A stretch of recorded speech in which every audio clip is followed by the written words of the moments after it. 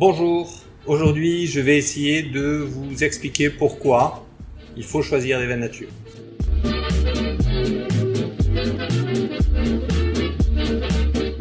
Alors avant de parler de vin nature, il faut essayer de donner une définition. Alors un vin nature, déjà c'est un vin bio. C'est un vin bio qui a été élaboré sans intrants analogiques, sans produits divers et variés, qui font partie de la liste des 300 produits autorisés qu'on peut mettre dans le vin. Vinifié avec les levures indigènes, donc non pas de levures industrielles, mais des levures présentes sur le raisin et présentes sur le terroir, qui correspondent au terroir. Et enfin, un vin qui ne sera pas sulfité ou très peu sulfité. Alors les vins de nature ne sont pas tombés du ciel du jour au lendemain, mais s'inscrivent dans une démarche historique, une démarche de recherche de qualité et d'authenticité des produits. Au début du XXe siècle, face à la chute de la qualité, aux différentes tromperies sur la marchandise et autres fraudes, des vignerons ont souhaité créer quelque chose qui garantisse aux consommateurs la qualité des savoir-faire et des usages loyaux, locaux et constants. C'est l'adage de l'appellation d'origine contrôlée qui a vu le jour sur la première moitié du XXe siècle. Lorsque l'appellation d'origine contrôlée a été reconnue, les vins issus de ces AOC étaient vraiment des vins reconnus comme des vins de belle qualité, des vins qui avaient une image vertueuse.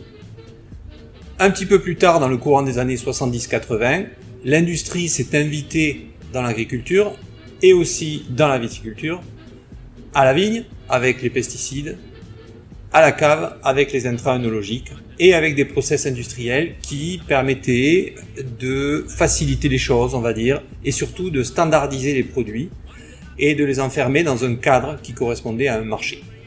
L'AOC, qui était au départ là pour garantir des usages loyaux, locaux et constants, a fermé les yeux, pour des raisons qu'on imagine, sur tous ces usages-là. Et en fait, ces AOC se sont retrouvés dans le courant des années 80 être beaucoup moins légitimes, mais toujours drapés du voile de la vertu estampillée AOC. Donc, le consommateur n'avait pas forcément la possibilité de savoir ce qui se passait dans son dos. Face à ça, dans le courant des années 90, des vignerons ont tapé du poing sur la table et ont dit « ça suffit, nous on veut revenir à des usages loyaux, locaux, constants, à des usages qui soient qualitatifs et qui mettent en avant nos savoir-faire plutôt que des process industriels et de la bidouille chimique. » Voilà donc pourquoi, ici à la Compagnie des Bonnes Bouteilles, on a choisi de mettre en avant ces vins nature, ces vins issus de cette mouvance, puisque je le répète, il n'y a pas de cahier des charges. Parce que ce sont des vins honnêtes, des vins authentiques, des vins qui recherchent le terroir et pas le client, et des vins qui sont digestes et gourmands. Pour illustrer mes propos,